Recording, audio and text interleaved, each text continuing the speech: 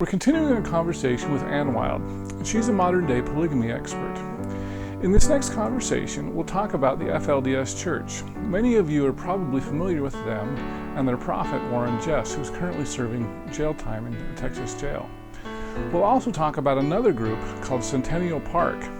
These two groups are closely related and are actually neighbors in their community. We'll also talk about black polygamists. Is there such a thing? Check out our conversation. But before you do that, one thing I want to mention is we'd love to get more people to listen to us on iTunes. Please give us a 5-star review and tell your friends about us. We'd really like to have more people come and learn more about Mormon history. Now back to our conversation. Let's kind of talk a little bit about the FLDS group. So, jumping back in history again, so we've got the United, or the All Red group, the AUB. Did this other group, the Musser group, did that kind of morph into the FLDS Church? And it was never called the Musser group. okay. If anything, it was the All Red group that evolved definitely from Joseph Musser. He's the one that called them to a council. And he knew it was going to be a separate council from the other one because he didn't go along with the ones they wanted to have put in. So at that time, there were two councils. They weren't called FLDS at first. They were just another priesthood council. Leroy Johnson lived till 98, I think. He kept taking, many wives. Many of them were young. And then when he died, then Rulon Jeffs was, I don't know whether he was actually next in line in seniority. I believe he was. But he was the next president of that council. And then, you know the story, Warren Jeffs. In the later years of Rulon, when his health was failing, Warren started more and more taking over. And then when Rulon died, then Warren took over. And things, in my opinion, just went from bad to worse. So they didn't become FLDS until after 1986. 1986 is when the FLDS Church really started? No, it was after. The reason I have 1986 is because it was really 2 years before it began. In 1984, Centennial Park, which is another group, did not go along with the one-man rule that was going on in the Rulon and Warren Jeffs faction.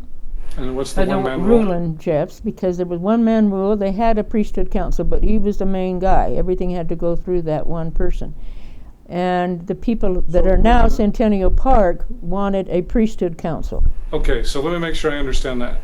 So in the AUB, there's a lot of people that have the sealing power. Are you saying that the FLDS, all of those sealings had to go through one man?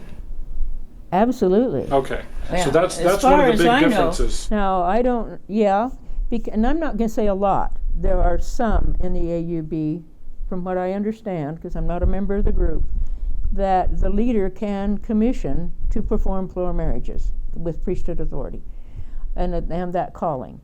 But I think it generally has to be approved of by the leader of the AUB, but he can appoint others to perform a plural marriage. Do you see what I mean? Yeah, so whereas in whereas in the other one, FLDS, which became that, I think he himself, I don't know for sure, I can't say definitively, but from what I understand, there was only one person, and that would be the leader of that priesthood council that could perform marriages.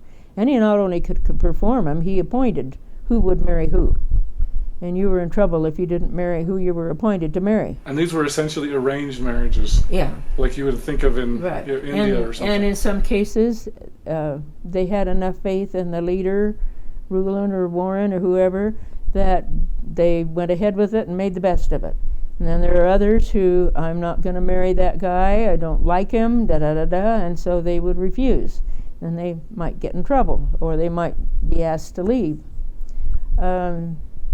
So there was a lot more control as far as who married who down there than there ever was in the All Red group.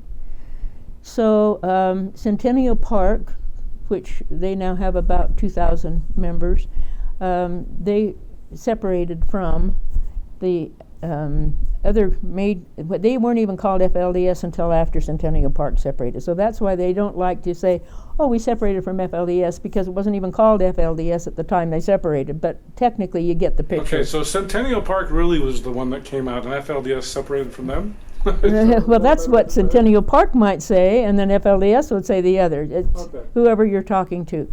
But in other words, they separated. And two of the members of the council, of the priesthood council in Colorado City, started the priesthood council that became Centennial Park.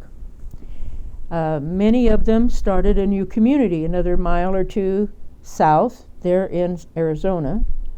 And many of the Centennial Park people had homes in Colorado City, Hilldale, so they stayed there. And they're there to this day, but they are considered the Centennial Park group. Okay, so I know the FLDS are pretty distinctive with their dress. A lot of them have long sleeve dresses and go all the way to the ankles. Are Centennial Park similar? Similar, They dress modestly. Okay. I think you can basically tell the difference between FLDS, the ones that follow Warren. Now there's apparently more that are not following Warren that are now because of all the problems. The ones that do, the women wear distinctive one color, solid color dresses of a certain style.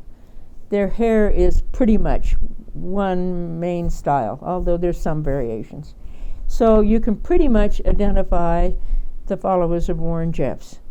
But the ones that are broken away might still want to wear long sleeves or long dresses.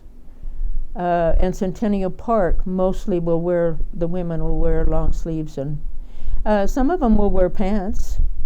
So they aren't just told they have to wear certain things, but they dress modestly. Now, I remember there was a story, I'm trying to remember which book that was, read it several years ago, funny story about a young man. They were living the law of consecration. I think this was in Great Basin Kingdom. I might have the book wrong. But at any rate, everybody had to wear the same clothes because they were living the law of consecration. And one young man took some of the leftover wool and had a different pair of pants made. And the law of consecration, they all said, it's united, all the clothes, united order. Maybe. United order, right. That everybody had to wear the same clothes, so we were all the same. And then, so it was a really funny story, I remember, because he backed up against the grist mill and wore out his pants so he didn't have to wear them anymore. I heard that story. Yeah. So is the so the FLDS? They're the ones that all have the same dress, essentially. Well, they vary in color. You know, some of them be lavender, some purple, some blue, or. Okay, and their hair is that because they're trying to live this United Order law of consecration thing? Or? I think Warren, number one, wants to exercise power and control over the people. Number two, he's trying to have everybody equal, look equal, and all that, except for him. He didn't do that. It didn't apply to him because he could dress however he wanted. So, yeah, it's hard to say, okay, this is the way these people dress and this is the way these people, because right now things are in such a state of flux and so confusing down there. But generally speaking, Warren Jeffs followers, the women wear, as we described, solid color dresses and pretty much the same pattern. Okay.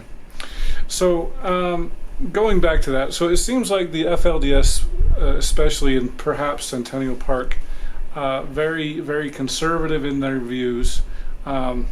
Would you think, we were talking a little bit about the gay issue a little bit earlier, would you think that they would be as open as, say, you on the gay issue, or would they be against gay marriage? And I really can't answer for them, but I think there would at least be some that are okay with a legal gay marriage as a civil right. They have their civil right to form a family, just like we would like our civil rights to form our families. Okay. Leave religion out of it. Okay. And then I've also heard regarding the FLDS, and you know, let's throw the AUB and Centennial Park in there as well. You know, we have the 1978 revelation opening the priesthood to all male members of the church.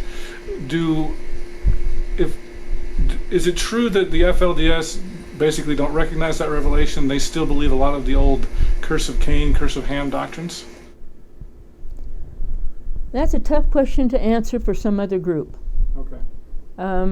I can't answer for FLDS or Allreds, or I think generally speaking, and this is really general, fundamentalist Mormons do not believe that the time has come for the black race to receive the priesthood. And maybe I better just let it go at that. Okay.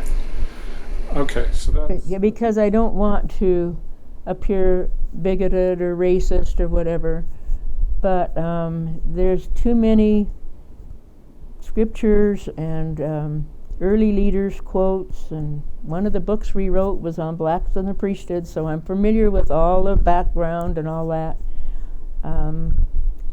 So I just question the timing on it. Okay. So are you aware of any group, any polygamist group? Because we've talked about 3, and I know there's a lot more than 3 out there. But are you aware of any groups that do have black polygamists or allow black members in their groups? I don't. You don't? Okay. So it would seem that those curse of Cain, curse of Ham are still well entrenched in most. Is that a fair statement? I guess. It's so controversial, and it's so hard to explain it so other people understand it. Okay. So I think, I don't see anything wrong with blacks joining the church and having total equal civil rights. But it's a civil rights issue. It's a civil rights issue, not a religious issue. Okay, I won't push that anymore. Okay, let's talk about some of the other groups out there. Actually, before we do that, before we started recording.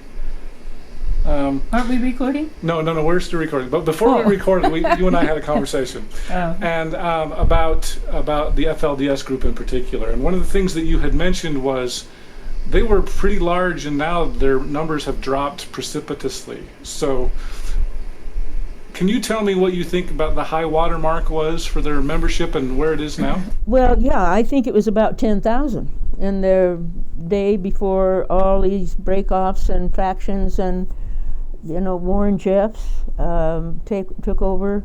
From what I understand, in talking to people and even the media that were very familiar with what was going on down there as much as they could be, I think the high mark was about 10,000. And then when Warren took over and began kicking people out, there was one Sunday when he listed 21 men's names and said, "You're out of here, pack your bags and go." And he split up families. I've heard so many stories that I just wouldn't want to be in that man's shoes, because he has caused so much heartache, and that's putting it mildly, with the families down there, that people, a lot of them have reached their limit as to how far they'll follow him, and they've just left.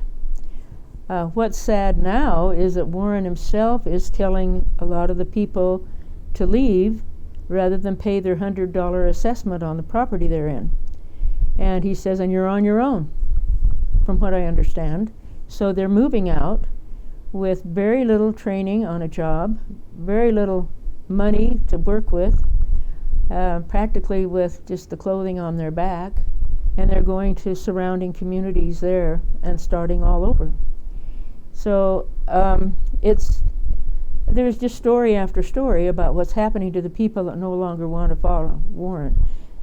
They're really in a lot of trouble, a lot of hurt. And there are organizations that are helping and willing to help those people.